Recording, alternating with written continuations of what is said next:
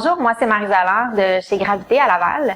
On est un centre d'entraînement privé spécialisé qui travaille autant avec les athlètes en performance, les athlètes qui ont des blessures pour la réadaptation.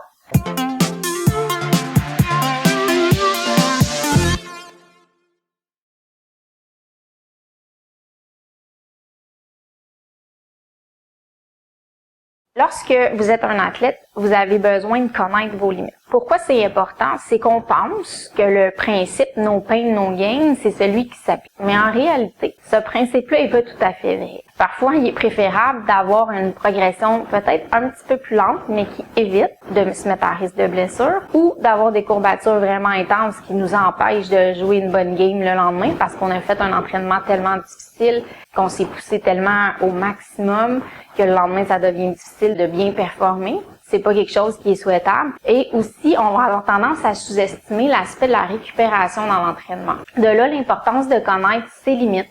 Donc, de savoir, est-ce que je me suis poussée assez? Est-ce que je me suis poussée trop aujourd'hui à l'entraînement? Ça permet d'être plus efficace dans la progression et souvent, c'est un art d'apprendre à se connaître. Ça permet d'avoir une zone d'entraînement beaucoup plus précise et malheureusement, il y a vraiment juste l'athlète lui-même qui peut apprendre à bien gérer ça. Les kinésiologues, les préparateurs physiques, les coachs ont beau essayer de connaître tes signes et symptômes de ton effort, c'est vraiment toi qui es la meilleure personne pour savoir comment tu te sens, puis être honnête aussi là-dedans, à savoir est-ce que tu t'es assez poussé ou non pour obtenir le résultat que tu souhaites. Dans le but de permettre aux préparateurs physiques et aux entraîneurs de mieux te connaître comme athlète, c'est important de penser que tu dois avoir une évaluation qui te permet de déterminer ton profil d'athlète d'un point de vue physique. Et ça peut être intéressant aussi d'avoir une évaluation d'un point de vue préparation mentale, psychologique, de dresser ton profil. Le but d'avoir ça, puis je suggère vraiment le plus jeune possible en âge, je dirais même vers